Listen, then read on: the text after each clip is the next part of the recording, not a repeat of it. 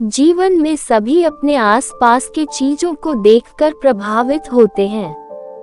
कभी कभी बाहरी चीजों का प्रभाव पर इतना ज्यादा हो जाता है कि लोग हीन भावना से ग्रसित होकर खुद को कम आंकने लगते हैं। जीवन में ईश्वर ने जो किया है उसी में सबकी भलाई है, इसीलिए ईश्वर का आभार व्यक्त करते हुए कभी भी खुद को कमजोर नहीं समझना चाहिए। आज इसी पर आधारित एक कहानी सबसे सुंदर कौन की कहानी का विस्तार से वर्णन करेंगे। एक दिन कौवा अपनी शक्ल को देखकर सोचने लगा कि पंछियों में सबसे ज्यादा कुरूप मैं ही हूँ। उसे लगा कि न तो आवाज अच्छी है न ही पंख सुंदर हैं। काले रंग के वजह से उसे लगता था कि वह रंगों से भी वंचित है। ये सारी बातें सोचने की वजह से उसके अंदर हीन भावना से ग्रसित होकर दुखी भी रहने लगा।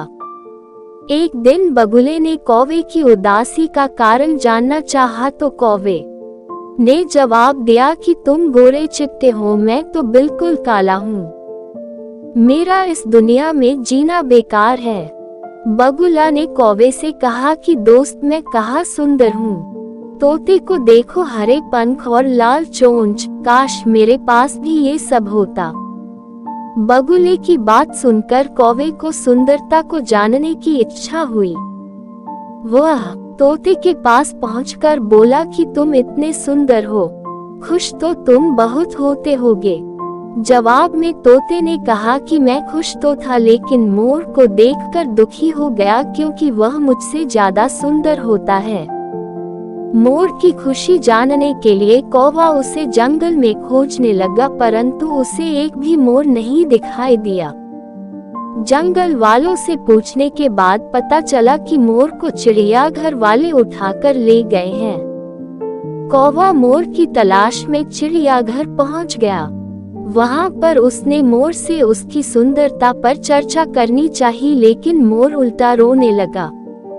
उसने कौवे से कहा कि ईश्वर का धन्यवाद करो जो तुम सुंदर नहीं हो, वरना पिंजरे में होते। कहानी की शिक्षा। कौवे को अपनी गलती का एहसास हुआ। उसे समझ आया कि ईश्वर की बनाई चीजों पर सवाल नहीं करना चाहिए। SSROCKY चैनल को सब्सक्राइब और लाइक करें। धन्यवाद।